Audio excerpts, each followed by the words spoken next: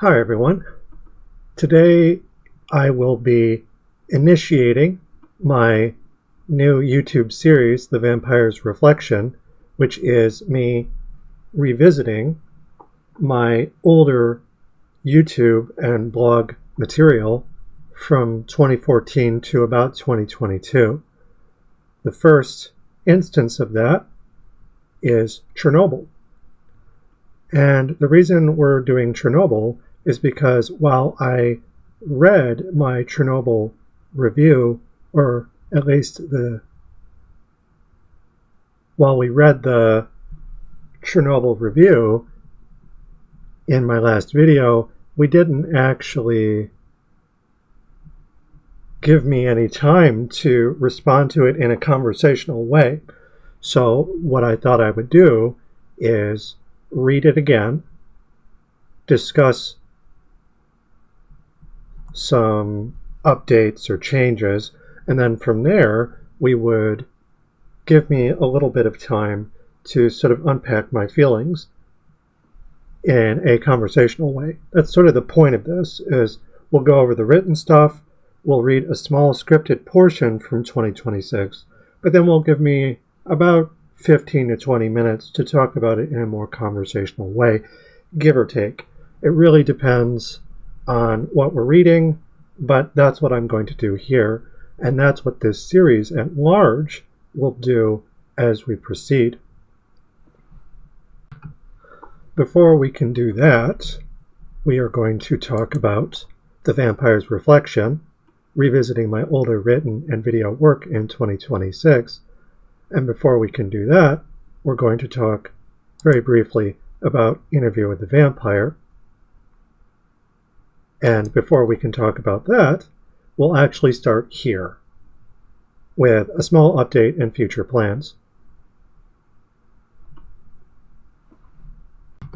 And I realize that this is front-loading the series with some extra information, but this is information for you to keep in mind that I won't include in future videos in this series. This is the first video in the series, so you're getting a little bit more information to set the table. And then from this point forward, every entry in said series will just be a single blog post or YouTube video that I'm responding to, generally dating back about 10 years, maybe a little bit older, a little bit newer than that, depending. The whole point of this series, though, is to reflect on that now that I've come out of the closet. And paradoxically, can a vampire, a queer person, a trans woman, reflect on things? And obviously the answer is yes, but it does revolve around feelings of alienation, feelings of no longer being what I was, but still being able to remember the time before I came out, before I had the information to come out, before my egg had cracked, as it was cracking, after it cracked, after I grew and became strong, like Smog the Stupendous. All of that being said, we're going to go through these 4 sections one by one. There will be timestamps in the video description if you want to jump around. First and foremost, a small update and future plans. May 20th, 2026. Small update, everyone, one that concerns where I've been and where I'm going. First, what I've been up to. I've had a very busy month finishing my Sex Positivity versus Sex Coercion or Gothic Communism book series, i.e. by archiving its work files onto a cloud service, while also uploading and promoting Volume 4 and Volume 5. The former focusing on essays written after June 2025, and the latter on older material before July 2022. Other than those, I've had to heal from a leg injury that happened on April 9th, which is only just getting back to normal, more or less, i.e. I can walk up and down stairs again, something that frankly would have been nice while I was packing everything up for an upcoming move, but I digress. Too long didn't read.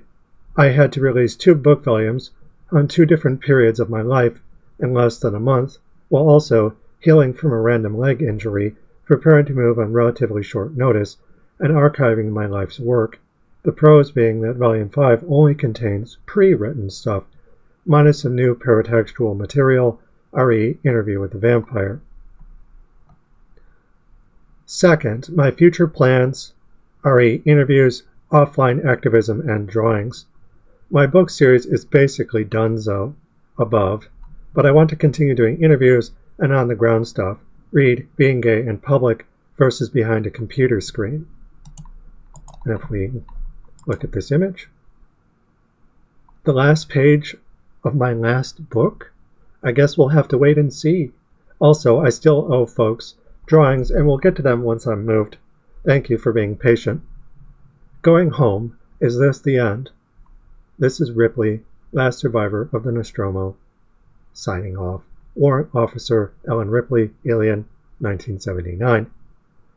All good things come to an end, but also my book series is transitioning into the read-only side of things, passed along to readers to do with as they will.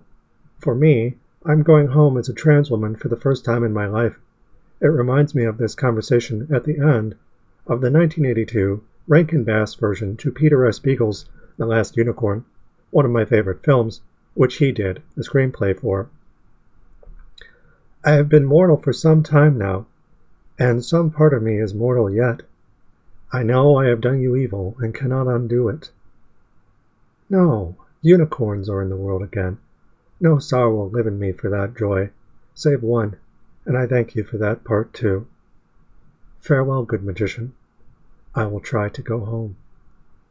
Is this really the end? My last book? We'll have to wait and see, lovies. Until then, I love you all, and we'll see you on the other side of the rainbow. What I mean is, I'll be moving away from interviewing sex workers specifically and expanding to include queer folk in general, or allies to the cause who see trans people as people and sex workers as workers, etc., i.e. as part of a larger intersectional struggle under Gothic communism, e.g. interviewing Eton Shea about their upcoming vampire film sometime in September or October, but also potentially Bridget Empire, Queer Armorer, and Transgender Ancient History as educated peers armed with pens and or swords. That was a Romeo plus Juliet reference.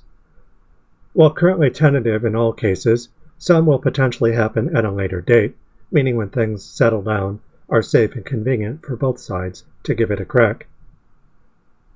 And similar researchers, activists, and artists I plan to reach out to, e.g. the history wizard above, everyone demonstrating that most vital of facts, that we, trans people, have always existed, and anything to the contrary, and moreover anything inventing the past for reasons that say otherwise, are frankly bullshit.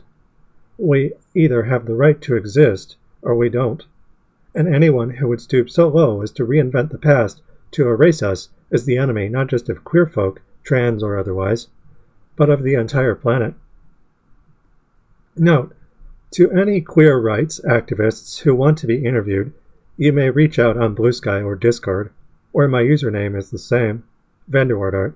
Furthermore, apart from being anti-capitalist, my work is also eco-socialist and anti-racist, with an emphasis on BIPOC rights, inspired by my partner and co-writer, co-editor, Bay Ryan. To it, my blog and website are designed to archive minority voices in times of crisis, while also being resistant to censorship thanks to Josie Howarth. My work is anarcho-communist, critical of Marxist-Leninism, RE State Vampirism 2026, but allows for discussions with Marxist-Leninists, provided racial struggles intersect with issues of class and queerness and culture at large, e.g. religion. That means no reductionism nor tokenism, almost scapegoats, or bigotries, e.g. whorephobia. Trans people are people, sex work is work, all cops are bad, and land back for all colonized, embargoed, or otherwise oppressed territories. If that all jives with you, feel free to reach out. Drawing-wise, I plan to finish up pieces I owe models for this series up until now, several shown above. Model and artist left, writer K and Persephone Vanderward, middle, Skyla Sybin and Persephone Vanderward, right, Gorgeous George and Persephone Vanderward. Then I'd like to pursue some artistic ideas focusing on my own gender expression a bit more, such as Madigan below, or similar alter ego redheads like Ravana. Artist, me, top left, top middle, top right, bottom left, bottom middle, and bottom right. Put in more poetic language, the Lady of Shalott shall be stepping away from her mirror, descending her tower, and going back to Camelot. There, I'll be spending more time with family and friends in person, but will always be online, doing work to help queer folk everywhere. All the gods that cannot sever us. If I were dead and you still fighting, I would come back from the pit of hell, to fight by your side. So that was a basic update about what's going on. And now, in regards to Interview with the Vampire, I have a small footnote before we jump into the vampire's reflection and then read and respond to my 2020 Chernobyl review. Interview with the Vampire, retracing my steps post-book series to recall how I got here. April 27th, 2026. Specifically, update 5/22/2026.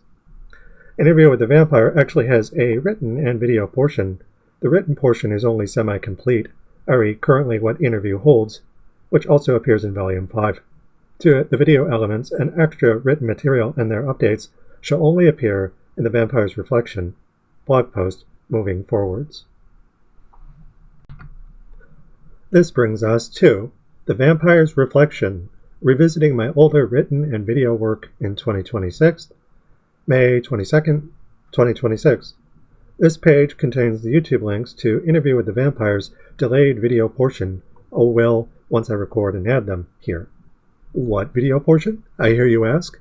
I originally planned Interview to have a written and video section. As of writing this, though, only part of the written half is complete, i.e. the paratextual and essay elements on the blog post itself, which Volume 5's PDF also contains. Writing-wise, there remains the 2026 reflections to my older blog posts and YouTube videos, as well as the actual video series, where I record myself responding to either type on YouTube before reflecting, and where I currently am, out of the closet, while looking backwards. The Vampire's Paradoxical Reflection, or so I'm calling it here. To that, I'll update this post whenever able with new YouTube links. Said work, however abbreviated, nonetheless part of my larger book series and ongoing work on state vampirism. Note, whenever I do, I will only update this post, not Volume 5's PDF file. The reason for this largely owes to my transitioning away from Microsoft Word and towards WordPress exclusively, with Josie Howarth, my security person, planning to eventually help me discover and utilize more secure ways to archive my work. Model and artist, Milking Marlowe and Persephone Vanderward. Preamble. D. Reynolds. What is Nightcrawlers? Dennis Reynolds. It's a game where they crawl around in the night like worms. Charlie Kelly. I never said that. Frank Reynolds. Yeah, well, that's what it is. The Gang. It's Always Sunny in Philadelphia. 2005. To reiterate, the video facet to Interview with the Vampire never got off the ground, i.e. before I eventually arranged Volume 5 into a collection of older written works, meaning anything produced before July 2022. I had planned to revisit the original blog posts and YouTube videos from that larger period, then respond to them, in a new, yet-to-start video series on YouTube. I then spent much of April and May writing Interview with the Vampire as a longer extended document, one last hurrah. In doing so, I got carried away and repeatedly shoved the original video plan to the proverbial wayside. And by the time I had planned to tackle it in earnest, I simply ran out of time. In turn, my moving to a new state has only complicated things. Emerging time constraints and priorities seeing me place said series on the back burner until the move is complete. But even when that happens, I'll still be doing so in a blog-style format that doesn't update Volume 5 or the Interview blog post. Only this post will receive updates. RE Volumes 4 and 5.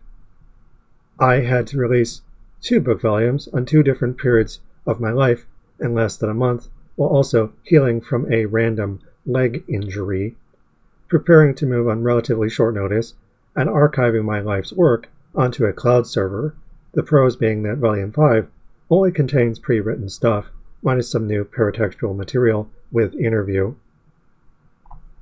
Source, a small update in future plans, which we already read. I digress. This video series is largely set, i.e., as I'm working with a pre-made body of written work the book volume already includes, and YouTube videos my website catalogs. But said volume, apart from my older Chernobyl review therein, doesn't have 2026 reflections for the rest of my old blog posts or YouTube videos. Those I shall write and record on a daily basis once I'm back home. Model and artist Blood Bunny and Persephone Vanderward. Scaffold. Enough preamble. Here's the rough scaffold for what the ongoing video series currently will entail as I work on it. To be added, expanded on. Stay tuned. First, interview with the vampire, retracing my steps. Post-book series, to recall how I got here. The introduction here, read along, and divided in 4 parts. The opening, addendums on footnotes and spilling tea, essay, and rememory elements, to be included as I record them. Part 4 includes my re-uploaded Chernobyl review. From there, we'll be going over some different things, and there will also be some potential new stuff as well. Just not as much, because this is largely about reflecting as opposed to delving into new material. But as we reflect on old stuff, such as Creative Assembly's 2014 Alien Isolation, I will probably be inspired to talk about some new things, at which point I will divide this scaffold into a part for old stuff and a part for new stuff, though the part for old stuff will undoubtedly be much bigger. All of that being said, my older body of work and YouTube videos, symposiums, my older work, all of this shall appear in the book volume. Each post I shall read out loud in a video, one that's half a reading portion and half a portion where I opine, reminisce about what I'm reading, which we'll be doing with Chernobyl in just a moment. Sex, Metal, and Video Games, January 30th, 2021. Just the link to the post at the moment. A good outline of what we'll be going over. As I write in my older body of work, I study horror, but I've chosen over the years to focus on these 3 topics.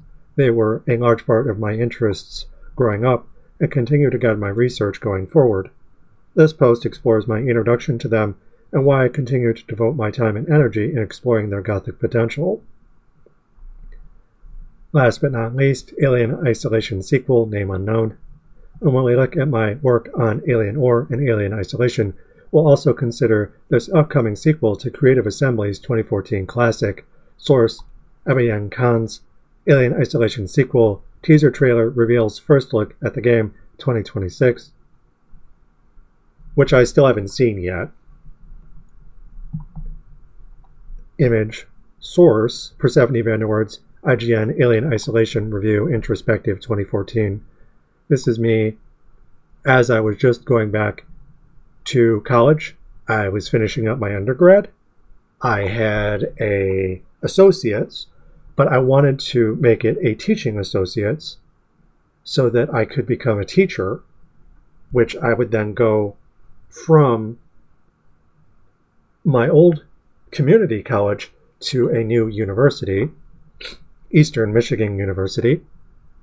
And once I had my teaching associates, I would get an undergraduate degree to teach English as a second language, TESOL, ESOL, depending. I forget the differences between those 2 things. One is about teaching, and the other is more about the linguistic side of English as a second language.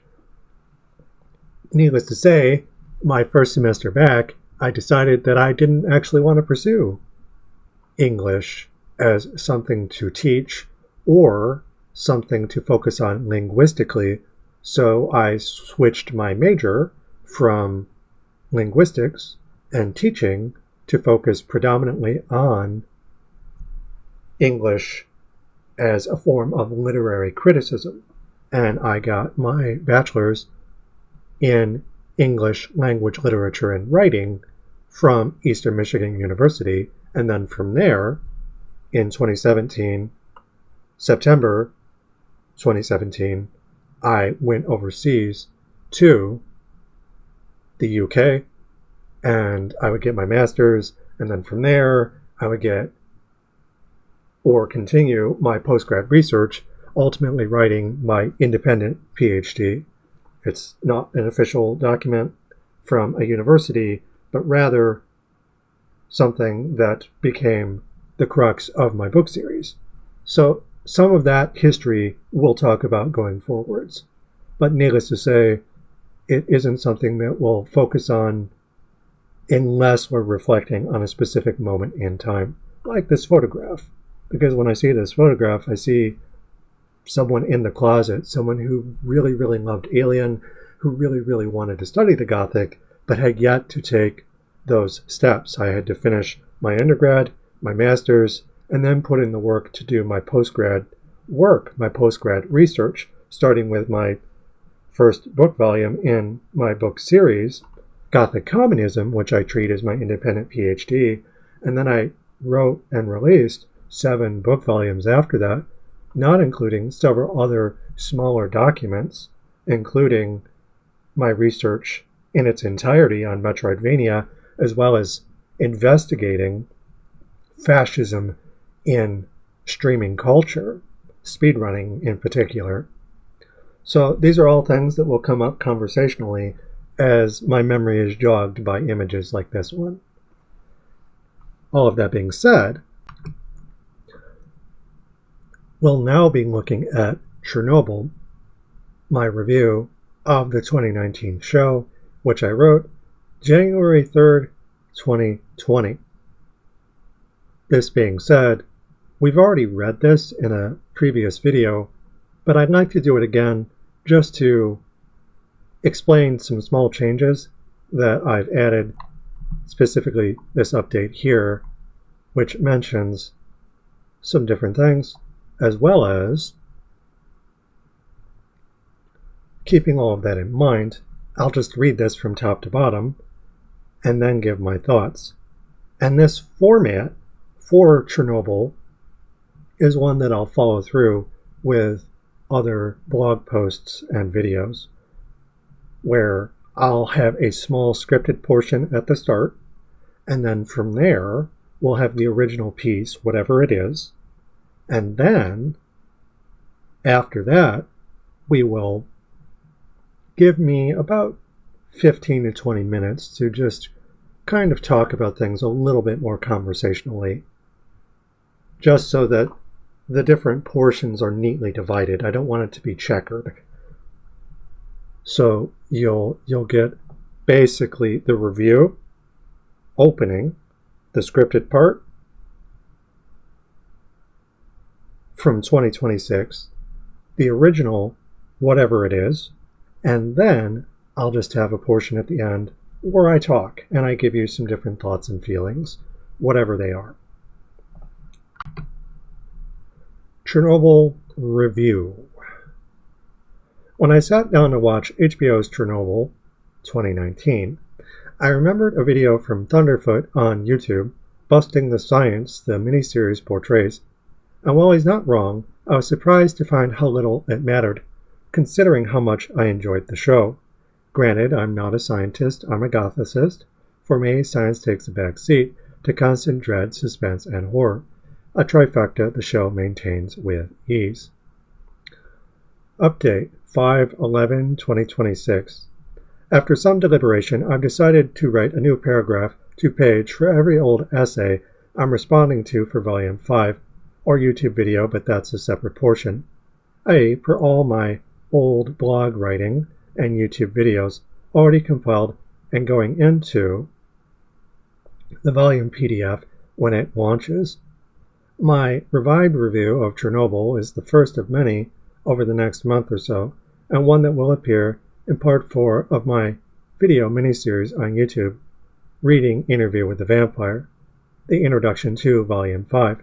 There will be others, generally saying something alongside Volume 5's promotion, The Sphinx's Riddle, and State Vampirism. Something, vampires, state's bad, etc. Hindsight 2020, skull equals theft, yada yada.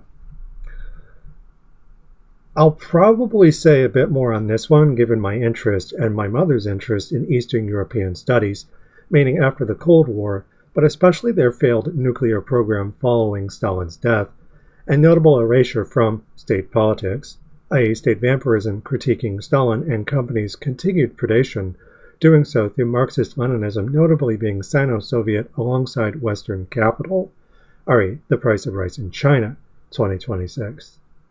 Blame is shared if uneven. Even so, the bourgeoisie own everything stolen from workers, thus bear the lion's share of the blame. To that, all states are bad. The state, white, straight, male, and paid to modular degrees, i.e. Understanding Vampires, 2024.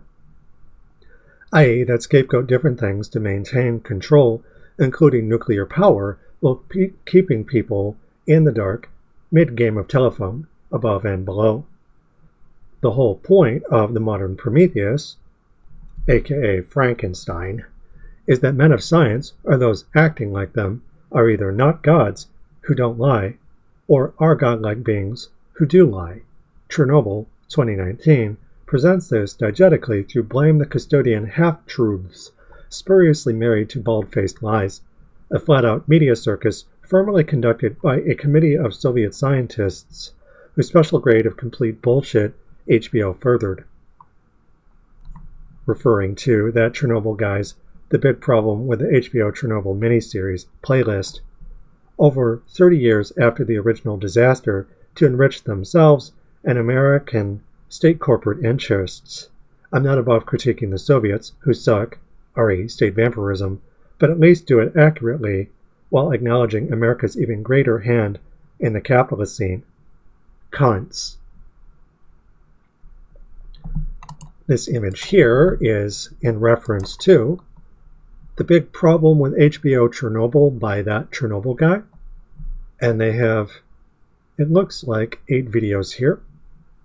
And I forget the name of the person on screen. I believe they were one of the technicians at Chernobyl on the night of the disaster, but I'm not entirely sure. Or this could have been in 1979, actually. There was some kind of Leningrad disaster, I believe. But in any event, this is a Soviet technician. Revisiting in 2026. Every structure has a weak point. The point of failure in Promethean stories and mad science, however dualistic, a human one. To that, workers generally feel the cost of such things most immediately through tragic if brave heroism, i.e. the signature sort compensating for engineering flaws induced by efficient profit, a bourgeois ultimatum-grade willingness to throw away human life through a multi-step, if disguised, feeding mechanism, and generally upon executive to bureaucratic / corporate grids and branches word games, i.e. crew expendable when chasing profit and or productivity as fire of the gods. The numinous, aka Radcliffe's Black Veil, re Radcliffe's Refrain 2024. Fuel is fuel. Lies fueling the flames through said heroism is ultimately unnecessary save for said motives. In any event, my opinions of Chernobyl have shifted a fair bit since first viewing it. I still consider it a great Gothic story, the ghosts of Mother Russia's gravesite coochie, nuclear holes. However, I see now more than ever its success as Red Scare demonizing nuclear power, a Trojan whore to blame. Not great, not terrible, indeed. Kernels of truth remain among the shit, and scientists lie and tell truth through an ongoing gray area. What the Strugatsky brothers in Roadside Picnic, 1972, a year before Le Guin's Omelis, or Solzhenitsyn's Gulag archipelago, ominously called the Zone, re. Red Scare, or Out in the World, footnote 19, 2024. I.e., there's truth to glean by critiquing Soviet missteps and lies, but generally one to be done by nuclear experts, not state politicians, and parallel showrunners assisting dying competitors to nuclear power, mainly fossil fuels, e.g. T-False Nuclear, a nuclear expert, not politician or showrunner, closing his eyes above and shaking his head, specifically doing so in hearing of Soviet submarine K-19 and its accidental trolley problem. Lieutenant Boris Korchalov, commander of the reactor control group and a favorite of the captain's, he volunteered to lead the first team. The captain then walked into the door of the reactor room and asked him if he understood what he was going into. Korchalov then replied calmly that he understood. The captain then answered him, quote, "It is hard to send people to their death. Go with God." Just minutes later, Korchalov came back vomiting. Source, the most agonizing nuclear submarine disaster. Sorry, I'm not laughing because of that. My cat is being stupid. Everyone wants to die for the revolution. Translation, the state, for so-called tankies and de-Stalinized ones at that. Artist Alex Andreev, illustrating Roadside Picnic's Fearsome Grinders above, Cited, Leaving the Closet, 2024. Before that, Fultz actually says, and you know it's bad when you don't have backups and you're going to have to depend on some sort of act of heroism to protect the core. You know you failed as an engineer when your defense system relies on heroics. As the saying goes, you do not want people to have to rise to the occasion because people will fall to the level of their training to die for the state, which is why you design robust systems. Same idea with nuclear reactors not in submarines, where the state lies, and continues to lie to protect its interests on both sides of the Atlantic, two snakes facing each other but having one body. From there, bureaucratic laziness serves self-interest and preservation under state predation to hide a system that currently favors those enjoying its historical material exploitation of others. Quit. Stop, cat. Which, to use a nuclear engineering metaphor, becomes a positive void coefficient, a feedback loop feeding in secret, only to explode in apocalyptic ways in all directions, the Gorgon's fart. This means, from Marx to us, a nuclear power plant just another factory to grind workers up inside, outside. Capital is debt labor, that vampire-like only lives by sucking living labor, and lives the more labor it sucks. Source, Limits of the Working Day, 1867. He spoke of time, but the same idea applies vampirically to state violence and lies regardless of time. Also, I want to say that I'm not talking about factories being inherently a bad thing, just that they're abused by the state, including nuclear power plants, as we saw with Chernobyl. Through the abuse of said plant, workers lost their lives, and other people besides, and the environment was damaged, so on and so forth. I speak here to the American side of things, with Google blocking my review for hate speech years ago, back when I still used Blogger and suffered under its censorship. To that, HBO tells its own set of expertly crafted lies that, Gothic on their face, aid a specific purpose, protect big oil by dredging up and weaponizing Cold War propaganda and nostalgia through ghosts of survivors of the actual incident, often reinventing them, e.g. Valery Legasov from that Chernobyl guy's Chernobyl for Dummies warning signs. In Napoleon's words, a great propagandist over a century before nuclear power, history is a set of lies people have agreed upon. Often I would add multiple competing sets, dueling in a non-zero-sum game's conflicting reports. Truth and lies overlap not once, but mise en empire. It's only ever a question of what, how, and why, for whom. RE, objection equals flow as matter of function, sending power vampirically up or down, nuclear or not. Regarding Valery Legasov, here's an image of him. from that Chernobyl guy's video. Legasov being someone who actually lied to keep Chernobyl open, and who in the show crusades to expose the lies, a lie within a lie, a copy of a counter-simulacrum, and one who's patently made in the US Russian doll counteracts Soviet-authored ones, leading to lies on top of lies, from different authors across space and time. Lies aren't so much the problem, though, and to conclude, whereupon I write, regarding that Chernobyl guy's grave revelations. The Soviets were smart enough to have this cardinal rule, and dumb enough to break it. You see this kind of hubristic overreach in different Promethean cases, e.g. AI, and the reality that, however romantically viewed, computers only know what you tell them. Any waxing nostalgic for a dated futurism pushing for a technological singularity, then, is overshadowed by computers containing the makeup of their masters, if not emotional, then certainly ethical and computational. I violated every rule I was given. Even if the computer is not actually human, it can still simulate this human condition. A Darwinist variant of the Turing test, I suppose. The point being, such things have an origin. Technology fails, but so can operators and/or manufacturers captured imperfectly within the creation process and its re-implementation, walking arm in arm, often imperial arms through a profit and/or productivity motive, but I digress. From Shelley to us, this foreshadowing historically manifests in state forms, i.e., and either apologize and/or lie through capitalist socialist realism to conceal these shortcomings and keep power top-down. Source: YouTube community post, Persephone Vanderwaard, 5/11/2026, in response to Chernobyl for Dummies. Point in fact, they have another video echoing Korchalov's fate, Half-Life's Vasily Ignatenko, the superhuman of Chernobyl, above 2026.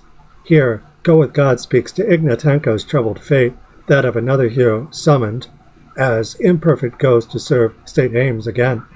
If we survive this until morning, we'll live forever, being uttered by one of the first firefighters on the scene. From Marx to us, it's all about how these ghosts are summoned when used, first in tragedy and then in farce. As I did myself when re-examining Chernobyl shortly before Google nuked my OG review from Orbit, re Red Scare, or Out in the World. Just as Christ is a zombie that states trot out under a Protestant ethic, greedily enriching uranium or otherwise neoliberalism/monopoly capital, so is Legasov turned into a cartoon forgery, and Ignatenko his own irradiated double of the Lamb of God, embezzling worker blood, actual or otherwise. With Chernobyl echoing the Challenger disaster that same year in America, but during the shuttle or space side of the tech arms race, see Onto the Breach, but specifically the portion on Piqued Interests, the untold story of the Challenger crew cabin, cited in Vampires Are a Poetic Focus, from Interview with the Vampire. Behind every state lie are the bourgeoisie. Rape is rape, including the memory of rape used for sinister aims accordingly. To challenge them, workers must fight fire with fire, lies with lies, as I explain in Frederick Jameson and the Art of Lying, 2017. However, this remains a poetic and tricky business, one where I eventually euthanized Jameson for frankly being a broken clock, The Future is a Dead Mole, 2025, one sharing a crowded hauntological stage, what Parenti calls inventing reality above. Artist Mercedes the Muse, cited Yesterday's Leftover Rice, 2026, footnote 1. See also Toxic Schlock Syndrome or an Early Stab at Cryptonomy, 2025. Inventing reality being a two-way street, one worker's challenge upon ourselves in our work, e.g. Mercedes the Muse, also above, being an avid Toxic Avenger fan, a schlocky but also critically active piece of work camping in America, the very toxic Soviet practice HBO's Chernobyl categorically objected away from local czars, the latter dogma in disguise, as canonical Gothic generally is, become meta-reactors, the reactions therein leading to a glowing iconoclasm parsing through state obfuscation with darkness visible. Here is a book that will break your heart. Stare and tremble at Medusa's hellish dumper, or the truth, however gross and or glorious, is buried somewhere inside. The original review. This isn't to say the show is logical. It is not. At times, the contradictions were so blatant they became difficult to ignore. For example, Anatoly Dyatlov, the man responsible for the entire disaster, gets 10 years in a labor camp. Yet by the series' own rationale, the radiation from Chernobyl is acutely lethal. Valery Legasov, the show's awkward protagonist, boldly predicts everyone to be dead in a handful of years, not just those on site, but the entire continent. Maybe he was just being dramatic. Still, it's funny how wrong the guy is. Legasov hung himself in 1988, being outlived by Dyatlov, who died in 1995. Worse for him, the total number of casualties directly attributed to the explosion and subsequent radiation poisoning tallies at a whopping 60. The long-term effects at large reach higher projections, of course, but these are hardly writ in stone. I digress. History matters not here. What matters is how seriously the cast and crew present their threat. And boy, do they ever. When the doctors say the radioactive victims are not safe to be around, they really mean it. This fact is woefully undermined by the workers themselves never getting sick. But it still doesn't matter because everyone is so grim. When you see an unhappy plant worker falling apart in their hands, it plays out like a zombie film. This is a show that deals in absolutes, of impending ceaseless doom. The victims rot, their symptoms accelerated and overblown. Graphite is radioactive enough to burn the skin off a man's hand through his protective glove without damaging the glove. Any exposure to such a volatile source would probably be enough to kill someone outright. For me, it doesn't matter, though. It's the thought of immediate danger relative to an awesome power that counts. That's what the Gothic is all about, aka the numinous. Of course, there is a real disease called acute radiation syndrome, aka radiation poisoning. However, the symptoms would not be so showy or immediate as they are in Chernobyl. Even Louis Slotin did not immediately die after being exposed to a lethal dose. 1,000 rads absorbed radiation dose. Anything above 600 rads is almost always fatal, leading to death within months. Slotin took 9 days to die. Dyatlov took 10 years after being exposed to 390 rem, a unit of measurement comparable to rads. Neither man's body decomposed the way the victims' bodies do in Chernobyl, at least not immediately, and even with 300 plus rem having a 50% mortality rate, Dyatlov long surpassed Legasov's moribund predictions. More curious still, the exposure of the irradiated is treated like a contagion, a disease to catch. None of the victims are allowed to be touched, becoming objects of fear in and of themselves. While radiation doesn't spread from victim to victim, the show embodies superstition about radiation. These remain to this day, even if the show they are from a scientific standpoint is highly anachronistic. Tell the truth, Legasov is told, yet the truth in Chernobyl is bedridden with boogeymen, nightmares, and total ignorance.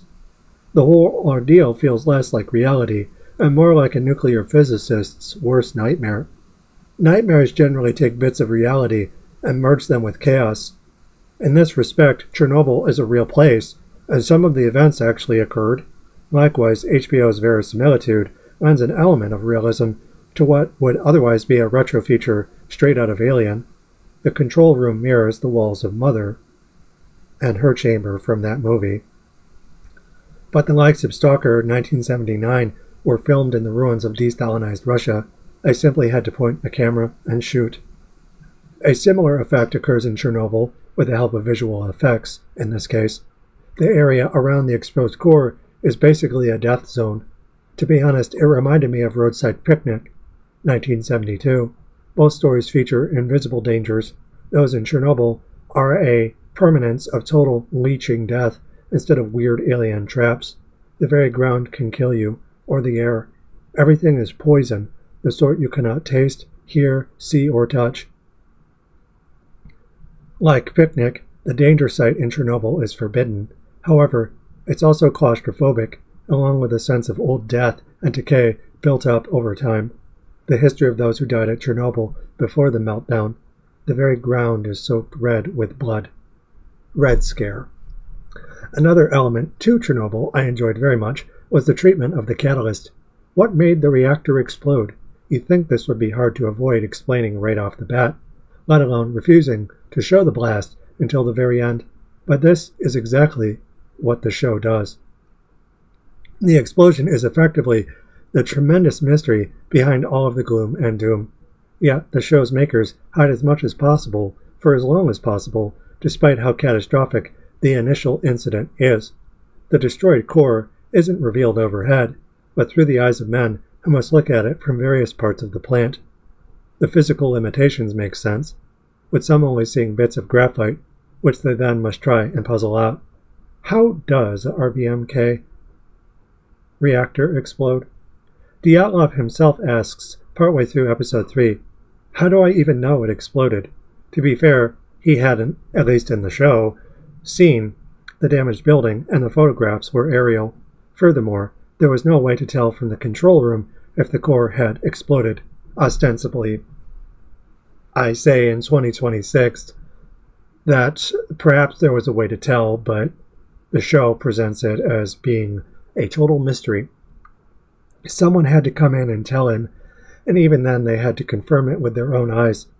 All he had to do was read the redacted guides provided by the state, which left out the system's fatal flaw that made a catastrophic failure possible. So in his mind, it wasn't possible.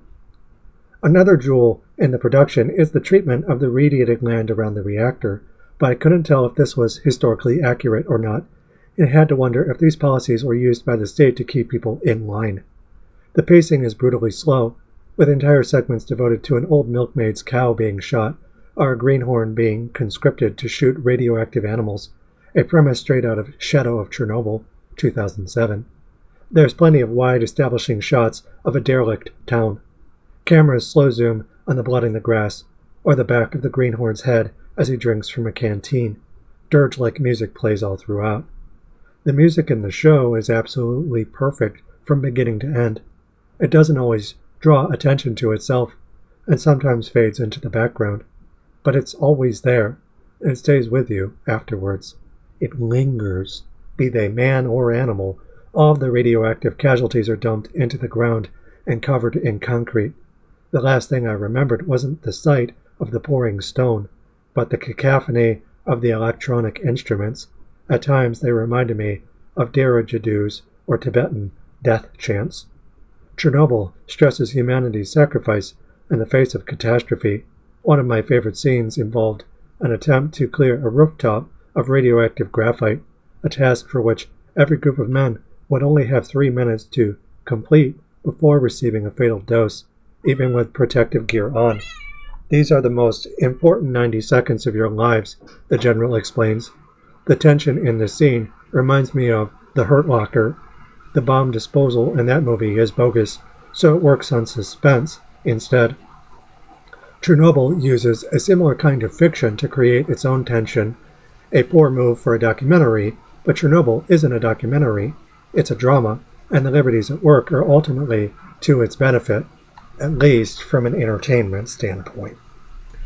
Another wonderful aspect to the roof scene and most of the show is how self-contained it is. In this damned sphere, an invisible monster hides where men should look. Not look, but do. But you always know it's there, or feel like it is. That's the mark of good horror, and Chernobyl hits it out of the park. Some of the messages about telling the truth get lost in the muddy water, but there was less of that than I had expected going in, which is to say, I didn't know about most of the fabrications that I would learn about later. I certainly wouldn't treat the show as education, but it does make for good drama and exceptional horror, and the subterfuge and misdirection of the Russian state was very real. Let's not forget that. Specifically, I might add, from the science side of things. The scientists were lying about the plant technicians to throw them under the bus and hold on to power.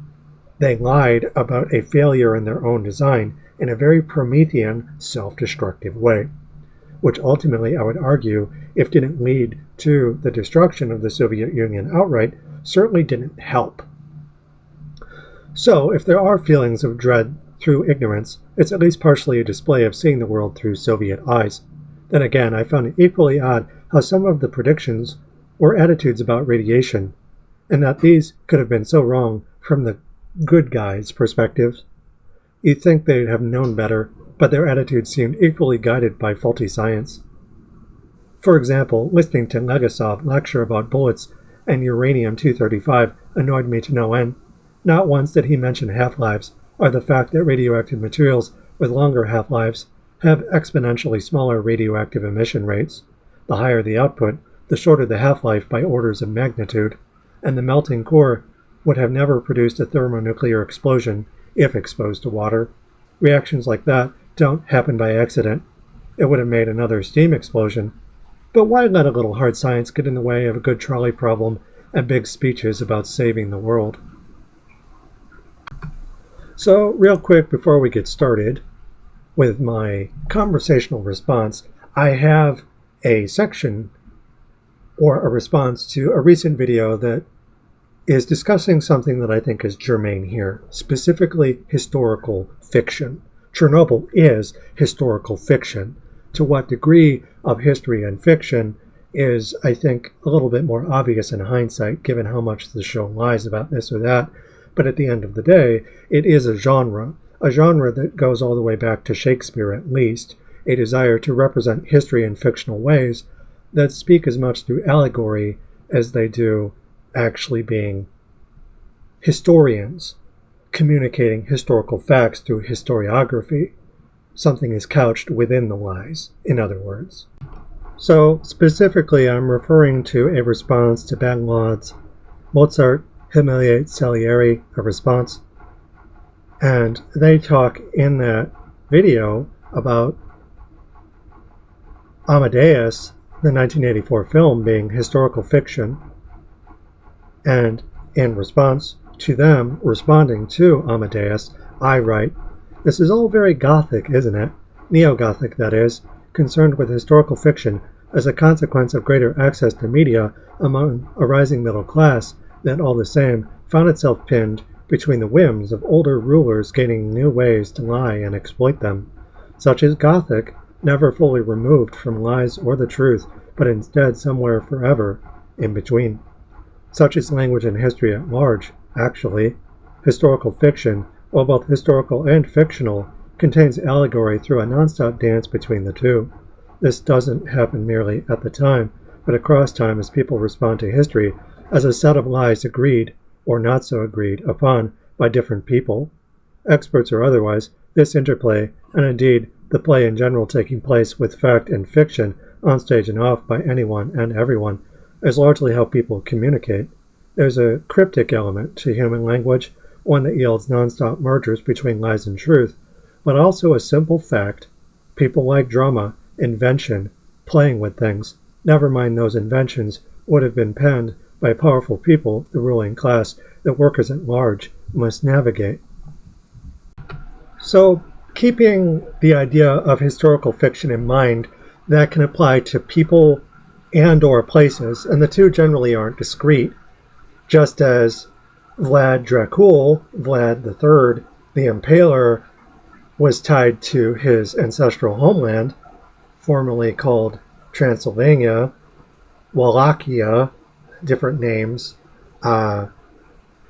Over time, his legend, through his political enemies, basically making him look not so good, extending into popular stories and myths, where to make money through some kind of story that was being sold often as a radio play, a novel in the case of Stoker, 1897, to Bela Lugosi in Dracula, MGM Monsters in the 1930s, so on and so forth. You need something to attract people. And there is a historical component to vampires. There is a historical component to the Dracula legend. The word Dracula, Dracul, was a patronymic, a label that was given to the descendants of Vlad, who would be recognized through the Order of the Dragon to be terrible. And when I say terrible, like Ivan the Terrible, Ivan Grozny, as having great stature, great power, the sort of things that would be associated with a figure of the Middle Ages into the Renaissance. Because you have to remember, when Vlad was alive in the mid-1400s, the attitudes of the ruling class were slowly starting to shift after the Black Death about a century prior. So you were in that transitional sort of phase, and the aristocracy was slowly losing its hold onto power, but the legends that were used to demonize them afterwards survived into later epics, from the Renaissance into the Enlightenment, into capitalism as it is now. So from mercantile capitalism and the Renaissance into the Enlightenment and the rise of the bourgeoisie into late-stage capitalism presently, neoliberalism, vampires still exist. The reason I mention all of that is because the same historical fictions that took place also plague Chernobyl, people and place, as sick with various stories that, as a means of historical fiction, demonize certain individuals and institutions and buildings. Chernobyl is a building, but it's tied to the state, and there were people that the state historically demonized in ways that HBO, through Chernobyl, does a historical fiction thereof, demonizing the Soviet state, but also Chernobyl in a numinous or gothic way. They're telling a ghost story, the ghosts of Chernobyl being this ever-lurking monster. The monster isn't just the Soviet state, isn't just the men in the control room who get thrown under the bus, just like Salieri does in Amadeus, or Dracula in Bram Stoker's novel, vis-a-vis Vlad the Impaler.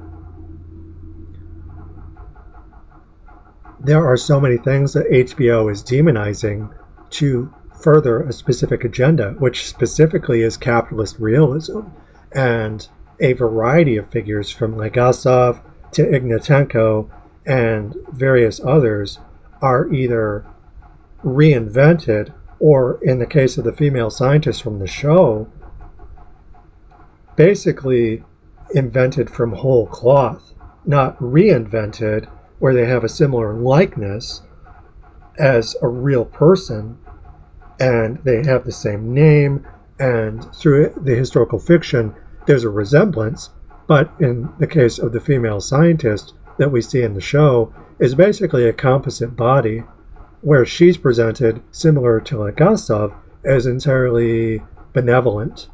And if we scroll down, Legasov, according to historians, was actually the villain of the story, but HBO, to demonize the Soviet state and nuclear power, becomes a hero figure alongside the female scientist, who is basically a simulacrum of Soviet scientists who are treated in an almost Christ-like way. So if Legasov is Jesus, then the female scientist is Mary, Mother of God, maybe, or something like that. There's this Protestant ethic at work that is defending the fossil fuel industry by demonizing nuclear power.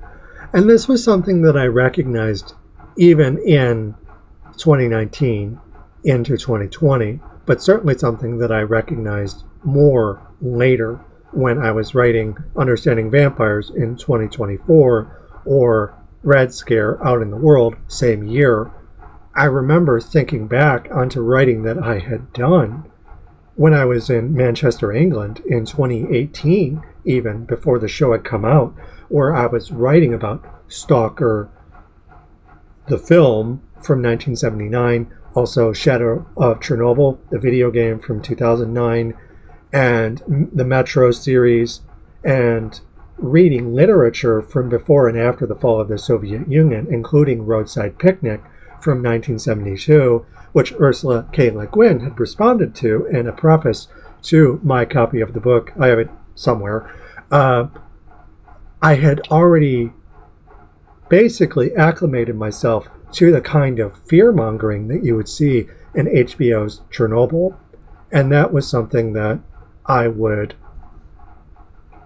basically reconcile with in 2018. And then after the show came out in late 2019 and I wrote my review, I was already sort of reflecting on this and recognizing that the show was deeply ahistorical.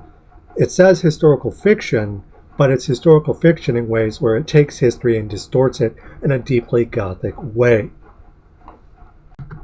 So, keeping all of that in mind, now that I have written multiple pieces about Chernobyl and I've done an extensive deep dive into state predation on both sides of the Atlantic, the Soviets and the Americans, before and after World War II, before and after the fall of the Soviet Union with the Russian Federation, and with late-stage capital affecting the American side of things currently, it's interesting to go back and see that I was pretty much on the money.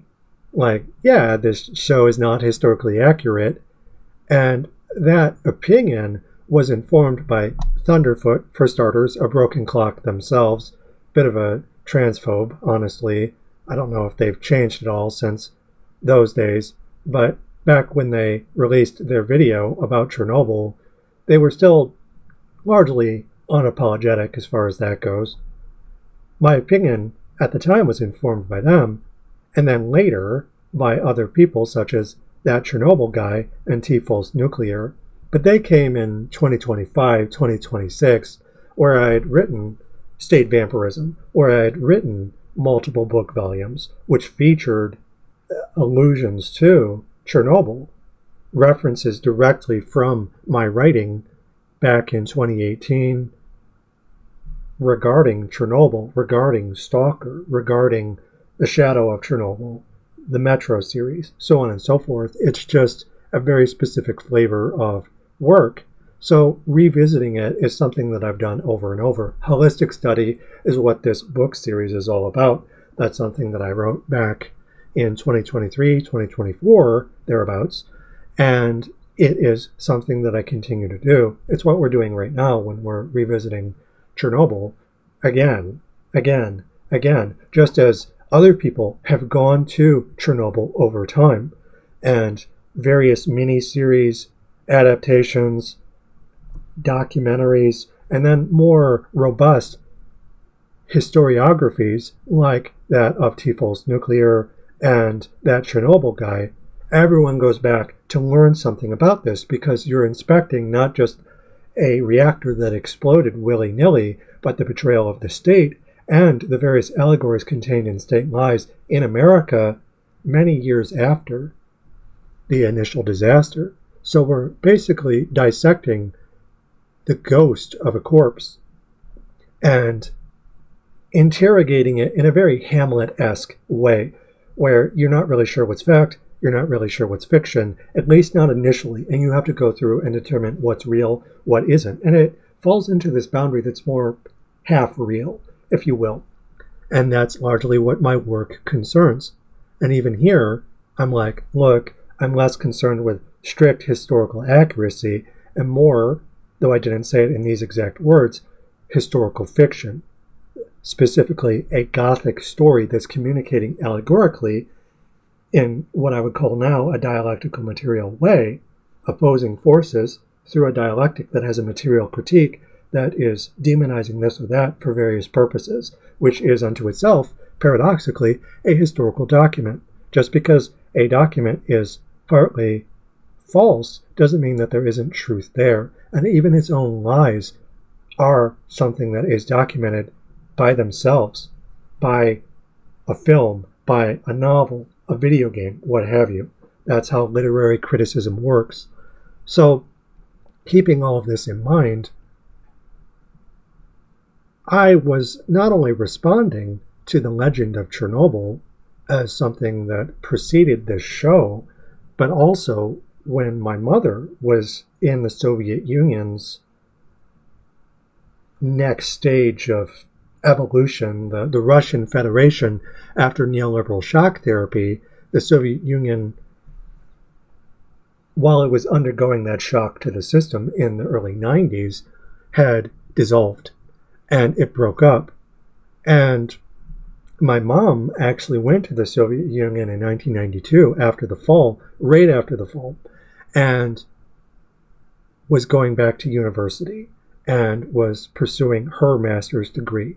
And I was exposed not just to the legend of Dracula, but also to the Soviets, because my mom specialized in Eastern European studies. So there were all these books, before the internet, mind you, about different historical figures.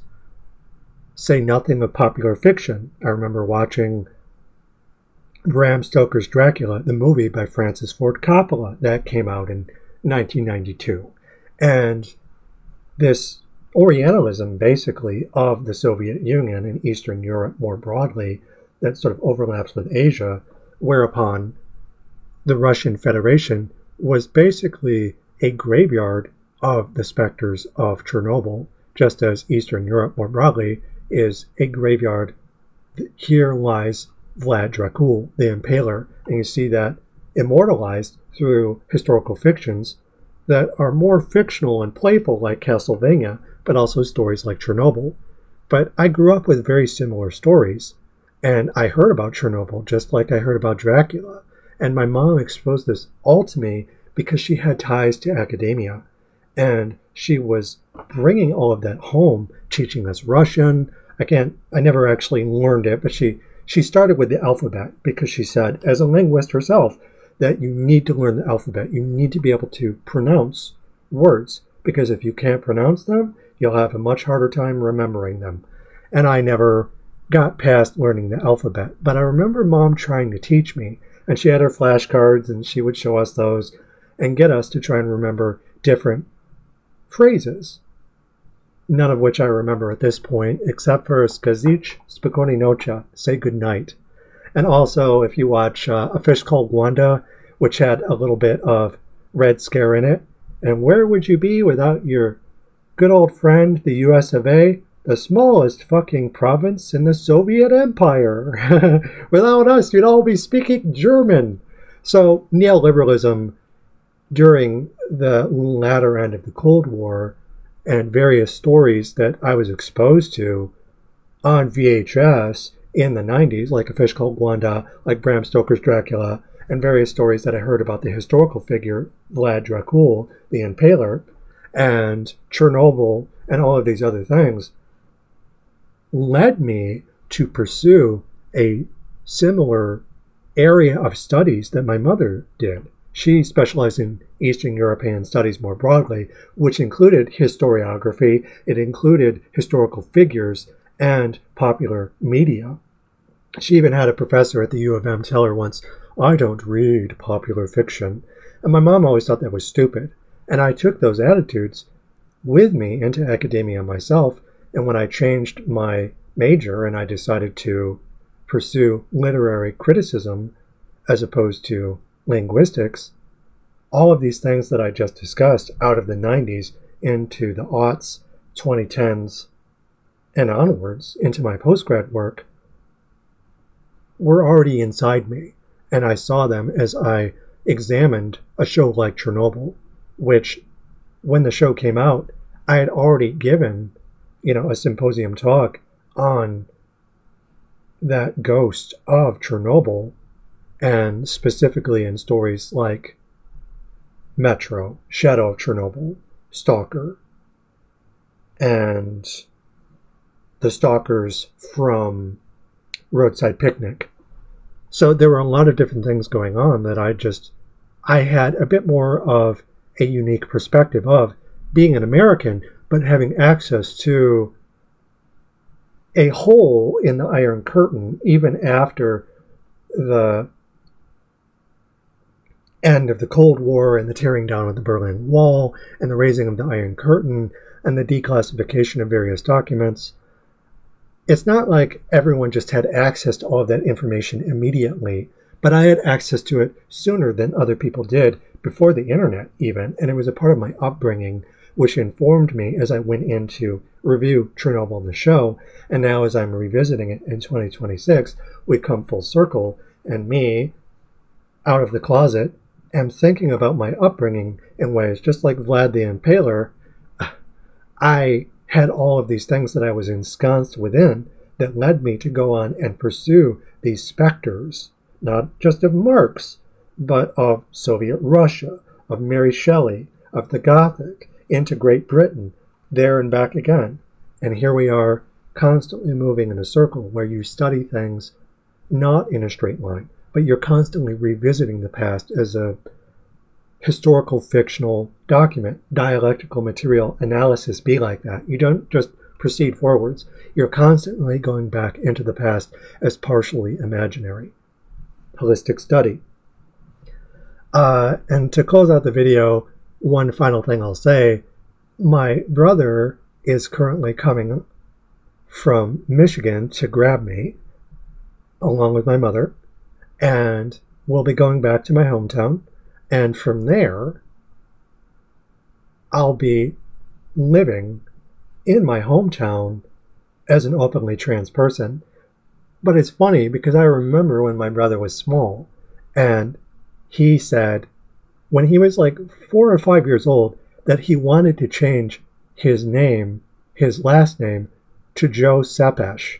Sepesh meaning impaler, like Vlad Sepesh, Vlad the Impaler, from the original language of Transylvania. And just keeping that in mind, my mom always thought that was really funny. She was so proud of my little brother when he was like 4 or 5, where he's like, yeah, Mom, I want to be Joe Sepesh, Joe the Impaler. Because when we heard these stories, they were sort of gruesome and grotesque, but they were something to engage with, just like Count Dracula, just like Chernobyl. Ooh, scary. But that's how children learn. They play with the past. In point of fact, that's how historiographers learn, how historians, how Gothicists learn. We play with the past. So just food for thought as we continue in this series and we examine future moments in time from the past, the present, and the future. So keeping all of that in mind, thank you for watching. I've gone over kind of the crux of this series and what we'll be covering from start to finish. You have an update about me. I'll be in Michigan in a couple of days, which is wild because I've been in where I'm at for years now. And before that, I lived in Florida. So from Florida to Minneapolis to where I'll be tomorrow, basically. And it's wild going back to my hometown and just being like, wow, that's crazy. And it's a lot to look forward to. And I look forward to sharing all of that with you, more thoughts and feelings about my past self, where I was in 2014 to 2026. So if you found this video interesting and you want to see more, stay tuned because there's a lot more coming down the pipe.